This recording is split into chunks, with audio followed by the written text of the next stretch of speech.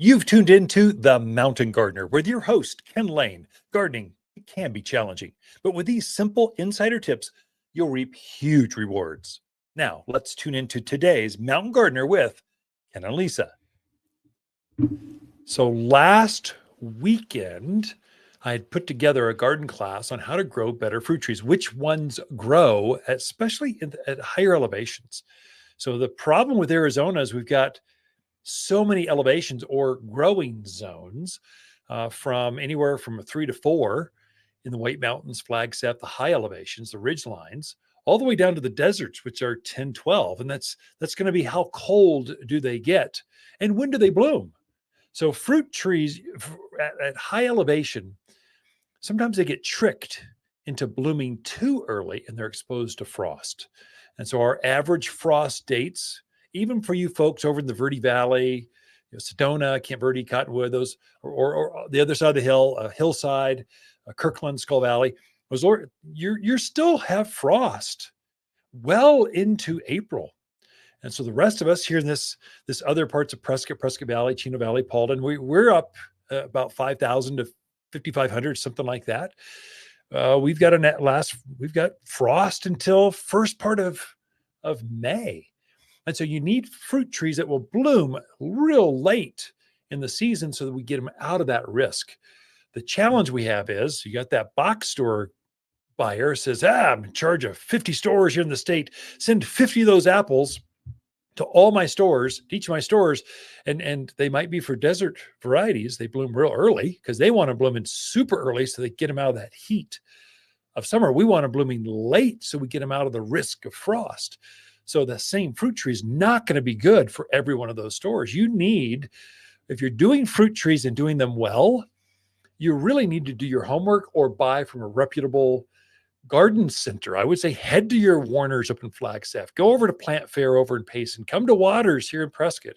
We know which fruit trees, and we're trying to make sure you have success in your backyard. This is one where you really want to get some professional advice, and Google is not a source. OpenGPT is not going to help you. They're going to confuse you. You need local experts or a neighbor that's doing well with that, and you need to talk to gardeners to get it right. And so for your fruit trees, you've got chilling hours. When you look at that, it'll say, oh, plants are programmed to go through so many hours of cold below freezing before they bloom. And so we call them chilling hours. And you want, at this elevation, you're going to want a fruit tree that has, I would say, at least 650 to 700 chilling hours or more. So get it closer to 1,000 chilling hours, and it's going to bloom the end of April instead of February, first part of March, when you've got more frost. And so up here, you cannot grow. This is you poor Phoenix folks, Palm Springs, Tucson.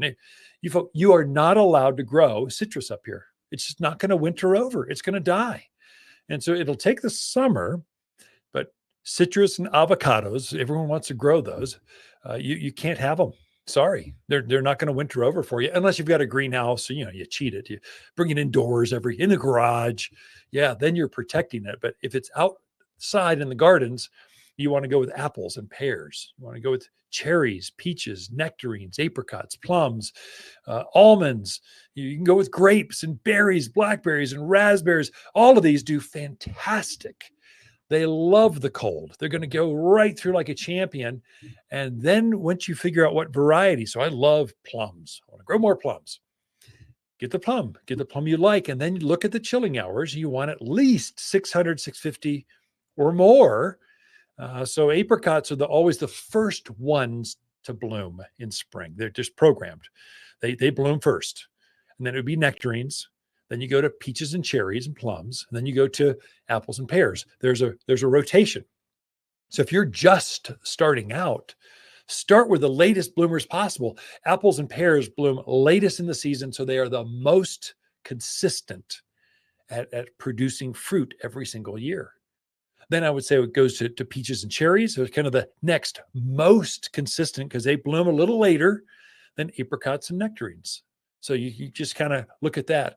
With apricots, I only sell, there's probably 10, 15 varieties, most of them desert varieties.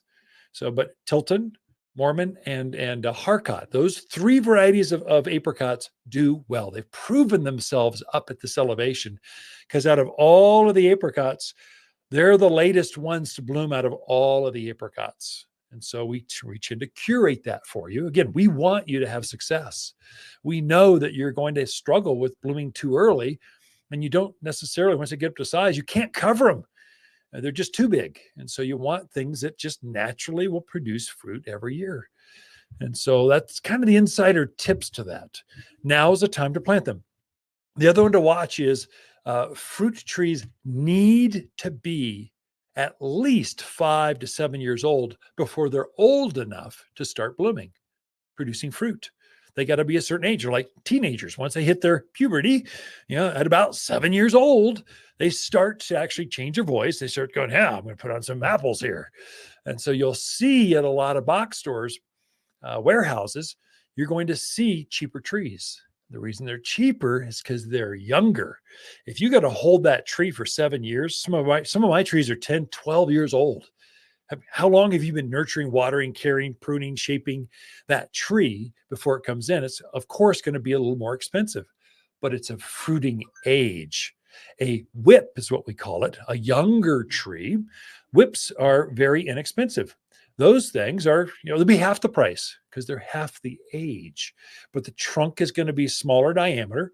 It's not going to have defined canopy or branching. So the other thing is when we actually have these things at the farm, we're actually shaping them every year, twice a year, making sure the structure or the scaffolding on that tree is already defined for you. So if you get a whip, you're going to have to do that yourself and top it, graft it, and kind of nurture it and shape it so it grows into the shape that you want. For the love of gardening, whatever you do, an ugly tree never gets beautiful. It just becomes larger and uglier with age. So if it's got a dog leg, that does not straighten out. It just becomes thicker, bigger, dog-legged, just crook to it. If it's got an open, bare side to it, that's probably going to keep that way. So you really do want to hand pick. You really want to get a good quality looking trees, but especially fruit trees. And then when you're planting fruit trees, make sure that they're straight. Don't let them lean. So we get this prevailing southwest wind that blows at us. And so no matter what, they bloom typically, and then they leaf out, and they catch that southwest wind. So you see a lot of fruit trees leaning to the northeast. They just had this lean to it. Then they'll load up with 5 bushels of pears, and they just literally drop over. So it's super important that first year to 2 years, make sure that thing grows straight as an arrow, right up. That way, when it loads up with fruit, the weight is distributed over that trunk area evenly. If it starts to lean, it's certain to put pressure on that trunk, and it can literally fall out of the ground. I've seen that more than once, where the roots literally leap out of the ground because it just loaded up with so much fruit. A fruit tree can hold hundreds and hundreds of pounds of apples, of peaches. Oh my gosh, cherries do unbelievably up here. I mean, the harvest last year was just ridiculous. I mean, it's just over the top. It was so fun. Oh my gosh, so much canning, so much drying, so many leather, there was so much fresh fruit. My mouth's watering just thinking about it. It's so good. If you leave an apricot on the tree that last week, it just becomes much healthier for you. But those last few bits of sugar make it much tastier. Apples, they'll last a long time on the tree, but they're always picking them early, so they are hard. And so they last longer on the shelf in the grocery store. If you keep them on the tree, that last few days, game changer. Fresh fruit is so much better for you, so much healthier, and so much better tasting than store-bought. It's kind of like a tomato, only on on a tree size. It's that. And you're not going to have to worry about, E. coli coming across the border because rats got into the bin and now they're poisoning. You know what they've been sprayed with. You know they're organic. You know they haven't been waxed and picked for harvest or for shelf life instead of for nutrients. Growing your own fruit in your backyard is great. Waters Garden companion plants of February are Calgary carpet juniper, lily of the valley, pinyon pines, and peony. Your grandmother would fall in love with these larger peony with so many colors to choose from. There's nothing like the enormous flowers to add stunning pops of color. Endearing springtime blooms are more than fragrant with luscious double flowers. Shop the most perennial peonies in Prescott by store or online at watersgardencenter.com. For a more fruitful garden, increase success in the landscape that just feels better, then tune in daily to the Mountain Gardener podcast. Subscribe through your favorite podcast streamer or visit watersgardencenter.com. Better yet, visit me directly right here at Waters Garden Center. Thanks for tuning in.